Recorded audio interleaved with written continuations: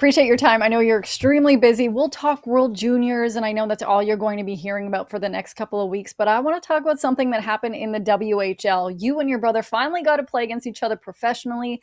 And all I want to know is, was there any kind of conversation beforehand about you guys dropping the mitts as a joke just to get a rise out of your parents? Well, I know he had that funny quote where he said something like that, but uh, I have to think that he wouldn't want to fight me. But no. Um, yeah, no, my parents did tell me though before the game they were like, don't try to take a run at him, or they're like seriously, it's not gonna be funny if you hurt him or something. I was like, I'm not planning to hurt him, but yeah, I'm just gonna play the game. Just planning to win. So now we Yeah. get to the World Juniors talk, and obviously there's a lot of momentum and expectations around your group. What has camp been like? Yeah, it's been a lot of fun. It's been great. Back with a lot of familiar faces, guys that uh, I won with at the U18s, and a lot of guys that won as well at last year's U18s for Canada. So it's a great group. We have a lot of fun, and yeah, practices are good. Pace is high. Yeah, it's been super, super, super fun so far, and yeah, I think we're just getting ready for the tournament. You talked about the U18s. You've also been a part of the Memorial Cup, WHL playoff runs. How do you think all of that has helped you kind of deal with the pressure with camp and World Juniors? Because there's just a lot of chatter about it all the time. You know, it's beloved in Canada.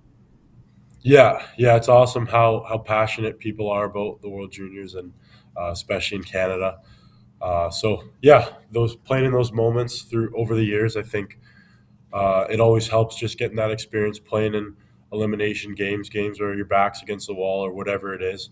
I think those are just great to learn from and experience. And you don't win them all, but uh, yeah, just having as many of those under your belt, I think is important for a team. Having guys that have gone through that, and we have a lot of guys here that have won Memorial Cups and, like you said, U18s and whatever it is. So, yeah, I think it's super important to have that experience. I know everybody and their mother always ask you about your dad, so forgive me for the one question I'm going to ask related to him. Of course, Jerome Iginla, for those listening or watching, is your pops, and he was at the World Juniors, the first time 20 years ago. Feel free to call him an old man or Grandpa Iginla, whatever you would like. Did he give you any advice about living in the moment, taking in the moment, but not being overwhelmed by it all? Not nothing too crazy yet. I mean, it's just it's a great opportunity, and you want to enjoy it and have fun and stuff. But I think it's part of the journey a little bit. You go from I guess what I'm trying to say. There's moments of pressure and expectation throughout, whether it's your draft year or this tournament or that tournament, and yeah, I think the process in those moments is kind of the same. So, even though this is a grander scale or more people watching or whatever it is, I think it's uh, just like any of those other moments, just to more intense. This next question is not meant to get anybody in trouble. It's just the goal song for Team Canada is Courage by Tragically Hip, which was released before I think you were born.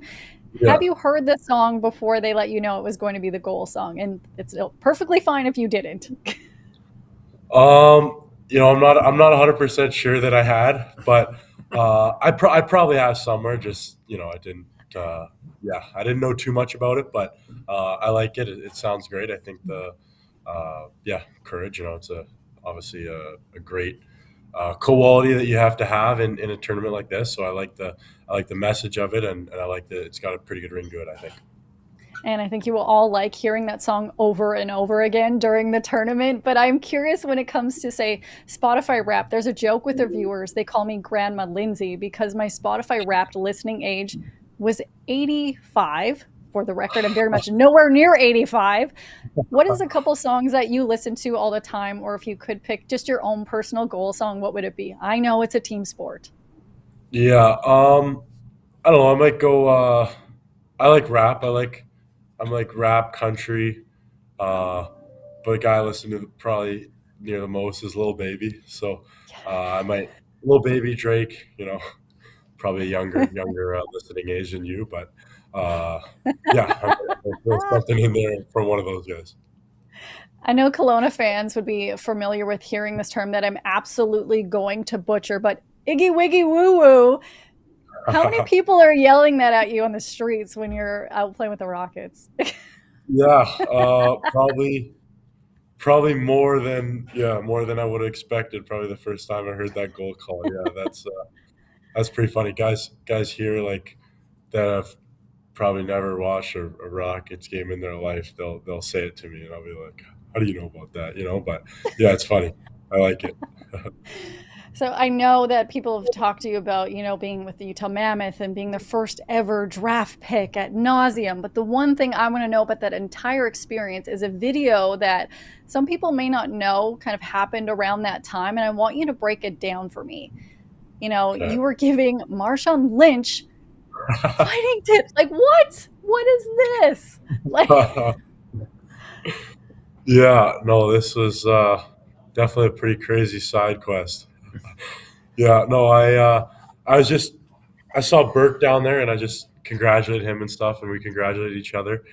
And then he was just had Marshawn Lynch following him around, so I was like, "Oh, that's funny." And then Burke, because me and Burke fought once during that year, so Burke was telling Marshawn about it, and he was like, "What? No way! Like you gotta show me some tips or something." So I just was like, "All right, I guess I guess I'll show whatever. I'll grab his hoodie or whatever like that." But yeah, it was pretty crazy. It was definitely not something that I would have thought would be happening that night. yeah, he looked a little shook when he brought it back, like, whoa, whoa, you got me right away. But hopefully that brought you a little, like, Yeah, wild things. he called me strong, so I took that compliment from him. That's I don't know. Oh, unbelievable moment. Well, we appreciate your time today. Good luck with, the World Juniors, and hopefully we'll talk to you soon and people continue to yell Iggy Wiggy Woo Woo, which I will not do ever again. Thanks so much, buddy. Thank you very much.